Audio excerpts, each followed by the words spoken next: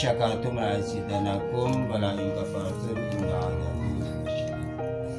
Jadi arti daripada syukur, apa yang disyukuri dan apa yang disyukurkan, yaitu tentunya seperti halnya Sofi, syukur atas dasar sudah selesai belajar tapi ternyata bukan selesai belajar.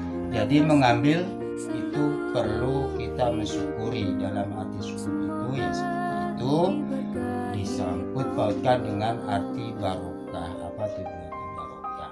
Jadi setelah kita bersyukur berarti harus mengambil tindakan barokah.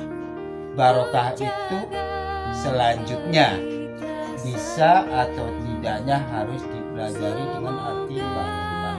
Barokatun adalah menambah kebaikannya. Jangan setelah wisuda cuma berdiam diri, tidak menambah ilmu apa yang menjadi hasilnya.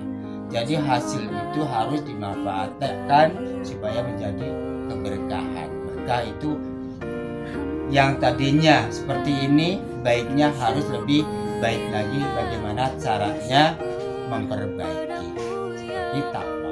Takwa tidak hanya sekedar cuma bersyukur. Ya, bersyukur itu bukan diartikan mensyukuri. Kalau mensyukuri artinya menjalankan. Kalau takwa artinya menjalankan. Tidak hanya syukur cuma takwa sudah Islam. Jadi kalau belum sholat